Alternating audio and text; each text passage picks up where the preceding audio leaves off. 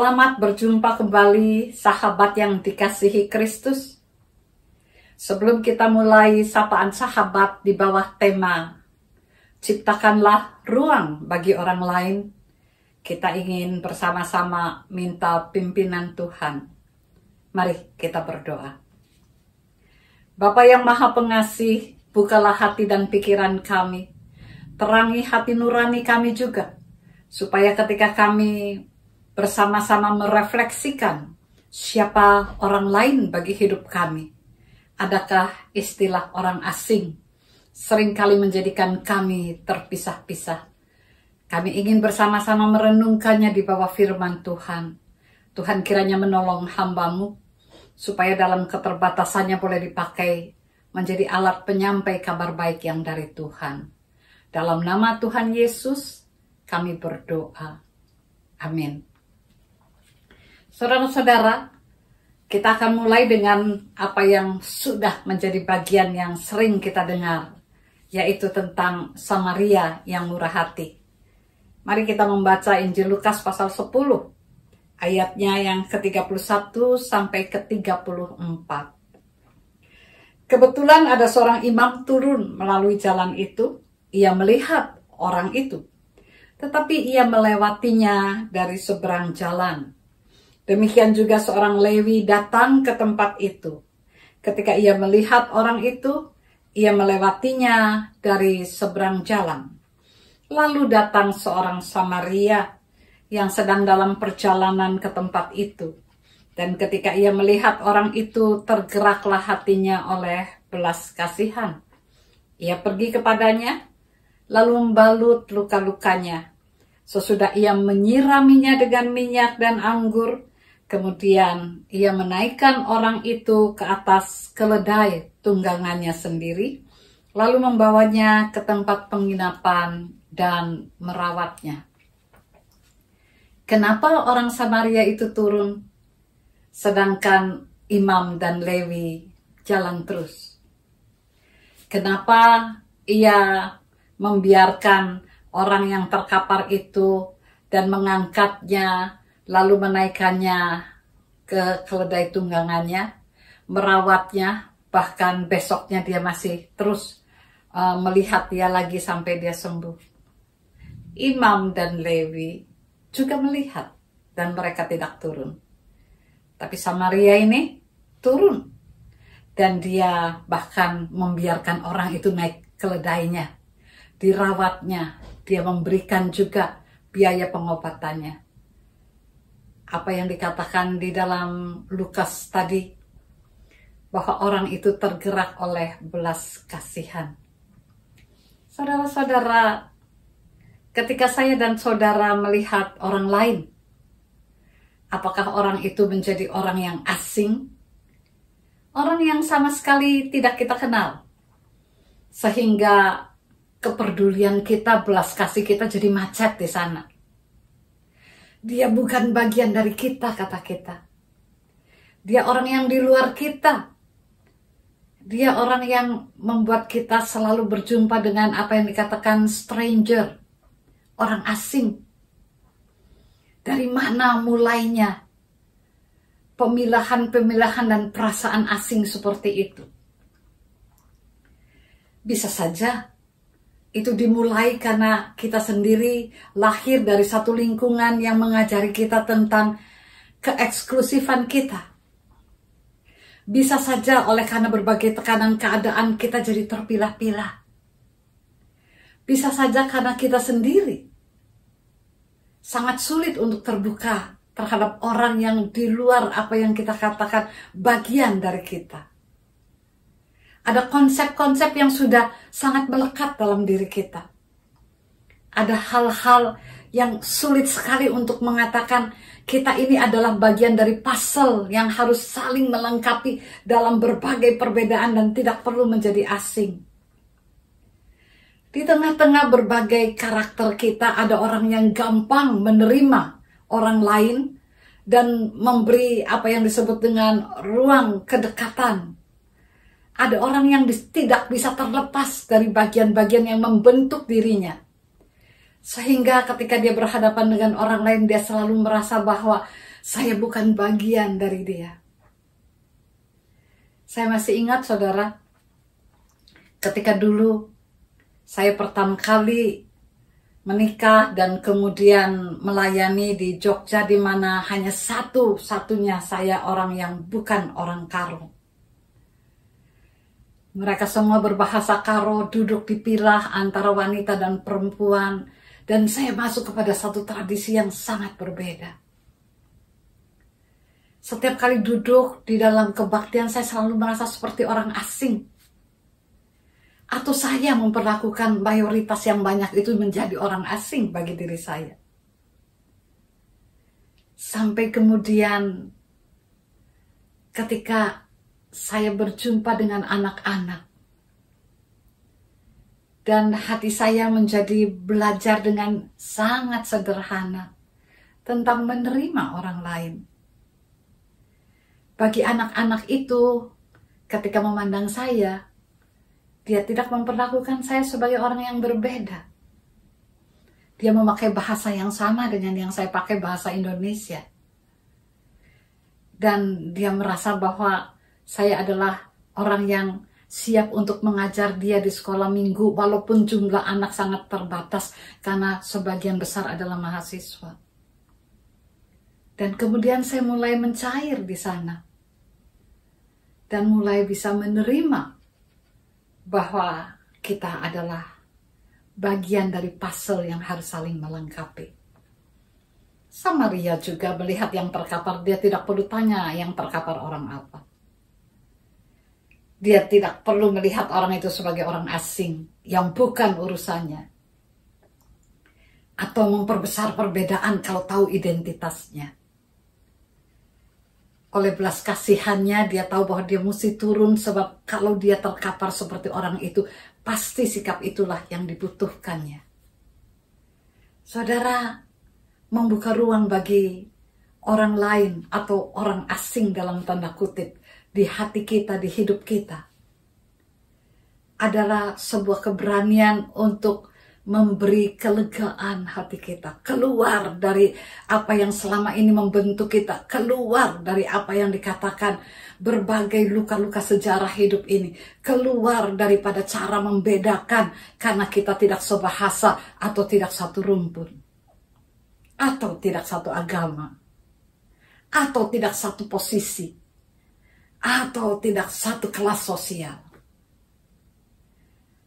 Ada banyak sekali orang yang ada di tengah kerumunan dan dia menjadi kesepian dan terasing.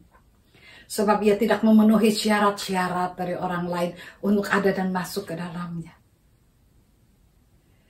Ada orang yang merasa bahwa sampai kapanpun dia selalu terhambat dengan batasan-batasan yang ada dalam dirinya, sadar atau tidak sadar. Saya ingat lagi, saudara. Waktu saya di Papua, saya bertemu seorang anak yang selalu ikut dengan saya. Begitu dekat, tapi saya gelisah.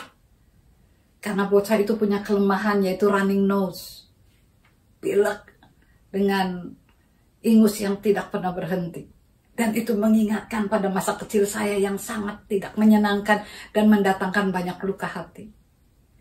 Saya menjawab anak itu, mencoba ramah, tetapi selalu ada sesuatu yang membatasi saya untuk menerimanya dengan ruang yang terbuka di hati saya. Sementara anak itu seperti tanpa risiko apa-apa mendekati terus.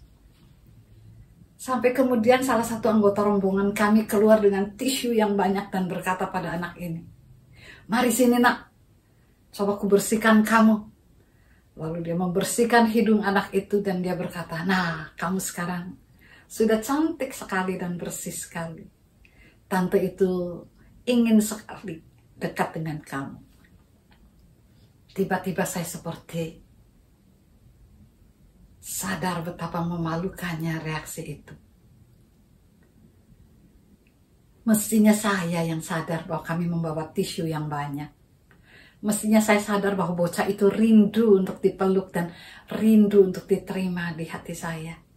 Tapi saya punya hambatan-hambatan dan batasan sehingga memberikan sesuatu yang mengingatkan saya pada apa yang dikatakan. Ada batas yang saya sendiri tidak bisa lalui.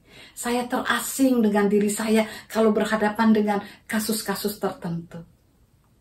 Hari ini kita ingin belajar dari Samaria yang baik hati. Yang di dalam hatinya ada sebuah keterbukaan yang lega. Sebab dia bisa memandang orang yang terkapar itu seperti dirinya. Sebab bagi dia tidak ada penghalang untuk memberi ruang bagi orang yang terkapar itu tanpa perlu embel-embel. Engkau sesukukah dengan saya? Engkau sebahasakah dengan saya? Engkau satu posisikah dengan saya? Engkau satu hobikah dengan saya? Engkau memiliki hasrat yang samakah dengan saya? Tidak. Baginya, ia melihat dirinya di orang yang terkapar itu. Saya suka istilah sapaan sahabat.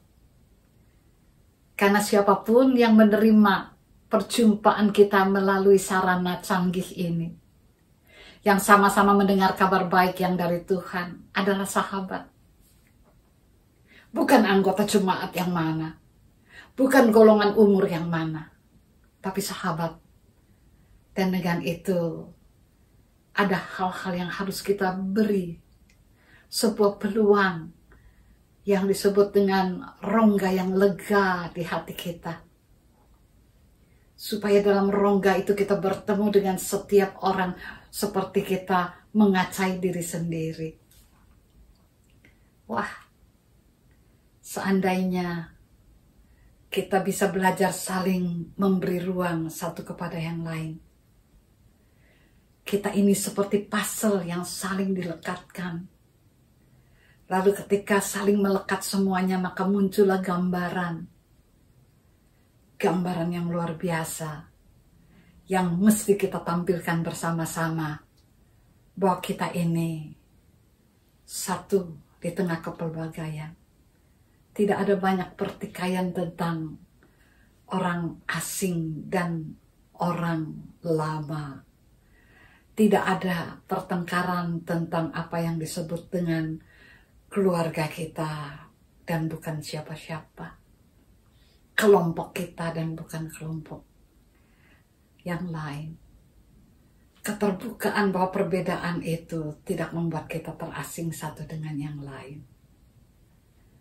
Menerima itu menciptakan, artinya dengan sengaja kita mengolah diri kita. Membenahi konsep yang tidak benar. Kesensitifan yang tidak perlu. Kita mulai melihat dari terang Kristus. Kalau yang disebut kita ini bersaudara. Saya masih ingat untuk menutup sapaan ini. Ketika anak saya yang perempuan waktu masih kecil didatangi psikolog untuk melihat perkembangan anak-anak. Dia diperhadapkan pada dua macam buah. Yang satu adalah tomat dan yang satu jeruk. Lalu ditanya, apa ini? Yang diharapkan oleh psikolog, anak itu menjawab buah-buahan. Tapi anak saya menjawab, itu saudara. Dia melihat bulatnya, dia melihat warnanya, dan dia bilang itu saudara. Mungkin hasilnya kurang baik karena dia menjawab itu saudara. Tapi bagi saya, dia brilian. Itu saudara katanya. Kalaupun yang satu tomat, satu jeruk, bagi dia bulat, warna yang ada, dan apa yang dia katakan dalam keberadaan itu mereka bersaudara. Saya dan saudara berbeda warna kulit, berbeda suku, berbeda bangsa, berbeda apalagi bahasa, berbeda kepintaran, berbeda usia. Kita ini saudara. Dan kita saling memberi ruang supaya tidak ada lagi generasi yang lebih muda dan lebih tua. Tidak ada lagi apa yang dikatakan berbagai hal-hal yang membuat kita menjadi terasing karena kita merasa bahwa kita tidak sama dengan dia. Bukankah pertanyaan Yesus yang terakhir pada orang muda itu bagian yang paling bagus? Menurut kamu, siapakah dari ketiga orang itu sesama manusia dari orang yang terkapar? Jawab orang itu, orang yang telah menunjukkan belas kasihan kepadanya. Mari bersaudara, beri ruang yang lega di hati kita. Sebab kita sama-sama dihadirkan sebagai potongan mosaik yang kalau saling ditautkan, ukurannya, lekukannya barangkali berbeda-beda. Tapi ketika semua menjadi satu, saling ditempelkan dan dibangun dengan begitu baik, saling menutupi, saling melengkapi, di sana akan muncul gambaran apa yang harus dimunculkan. Apa yang harus saya dan saudara munculkan? Kita ini kekasih Tuhan, anak-anak Tuhan, yang diciptakan menurut gambar dan citranya. Tuhan memberkati kita.